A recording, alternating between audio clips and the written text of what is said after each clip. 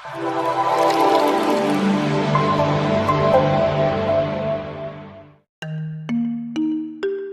satu hal yang melekat dengan eksistensi manusia adalah perasaan dan pikiran subjektifnya. Dengan pikiran subjektif, manusia menyadari keberadaannya. Dengan perasaan subjektif, manusia menghayati kehidupannya. Dengan ini, manusia merasa bahwa hidupnya itu ada dan penting. Tapi kadang perasaan subjektif ini tumbuh overdosis.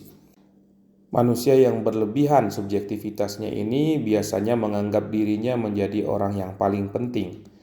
Kalau dunia ini diciptakan Allah begitu luas, maka semesta yang luas ini pusatnya adalah Dia. Dari sekian banyak kehidupan yang diciptakan Tuhan di muka bumi ini, maka yang paling penting adalah kehidupannya sendiri. Kalau ibaratnya dunia ini seperti film, maka dia adalah aktor utama, yang lain semua pemeran tambahan, pemain pengganti, figuran. Oleh sebab itu, subjektivitas yang berlebih ini bisa mengantarkan orang kepada perasaan-perasaan yang jelek, perasaan takabur, sikap yang merasa diri terlalu besar melampaui kadar kemanusiaan, atau ada juga yang dinamakan sifat ujub, kagum, terpesona pada diri sendiri, tidak bisa melihat lagi kekurangan diri, yang nampak hanya kelebihan-kelebihan saja, atau egosentrik, perasaan bahwa dia saja yang penting, urusannya sajalah yang harus didahulukan, orang-orang lain itu adalah hal-hal tak penting yang bisa diabaikan, bisa dinomorduakan, prioritas-prioritas tambahan, dan tidak perlu terlalu diperhatikan kalau tidak relate dan tidak kontributif dengan kehidupan dan keuntungan yang akan didapat bagi kehidupannya sendiri. Orang yang subjektivitasnya terlalu tinggi juga akan menjadi orang yang agak terganggu kejiwaannya, karena dia merasa bahwa dia yang terpenting dan akan selalu jadi sorotan, maka dia akan bertindak seolah-olah aktor utama, bahkan pada kesempatan-kesempatan di mana dia bukanlah orang yang dipentingkan pada saat itu. Kalau ada pesta pernikahan, dia merasa bahwa harus terlihat paling gagah dan paling cantik di tempat itu. Padahal namanya pesta pernikahan, tentu yang menjadi aktor utamanya adalah pengantin di saat itu, bukan undangan.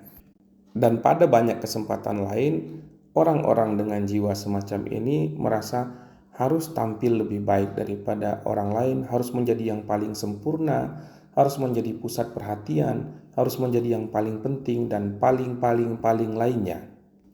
Padahal kita tahu setiap orang ada panggungnya, setiap orang punya masanya. Hidup ini berputar. Kadang kita memegang satu peranan yang penting, kadang kita tidak lagi diperlukan. Kadang kita berada di puncak kehidupan, kadang-kadang kita bisa berada di bawah. Namanya roda kehidupan yang berputar seperti itu. Ada masanya masing-masing dipergilirkan di antara manusia, yang kita tidak perlu ngotot untuk selalu merasa perlu berada di atas pada setiap kesempatannya. Untuk mengatasi gejala subjektivitas yang berlebih pada diri ini, Allah Subhanahu wa taala sudah memberikan terapinya kepada kita. Yang pertama bentuknya peringatan. Peringatan bahwa kita ini bukanlah siapa-siapa, bahwa subjek teragung itu sebenarnya adalah Allah Subhanahu wa taala. Eksistensi yang paling tinggi itu adalah keberadaan Tuhan. Kita ini hanyalah makhluk-makhluk ciptaannya saja. Kita ini hanyalah orang yang statusnya sebagai hamba saja. Maka itu kita menjadi penting atau tidak tergantung kedekatan kita kepada Allah Subhanahu wa taala. Tergantung sejauh mana kita bisa berinteraksi dengan Tuhan dan sekuat apa ikatan kita kepadanya. Kalau ikatan kita kuat, maka menjadi pentinglah kita pada saat itu. Kalau ikatan kita lemah dengan Allah Subhanahu wa taala, bahkan kita jauh atau berlepas diri dari Allah taala, maka rendahlah status kita pada saat itu. Maka Allah katakan, jangan besarkan diri, melainkan wa rabbaka fakabbir. Tuhanmu lah yang harus engkau besarkan. Untuk melengkapi kesadaran kita, Allah memberikan pula takdir kelemahan kepada diri kita. Allah ciptakan manusia itu berkekurangan.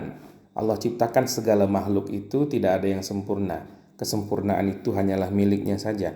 Maka kita menjadi orang yang bisa lupa, bisa salah, bisa sakit, bisa terluka, bisa lelah, bisa capek dengan kehidupan, bisa berputus asa.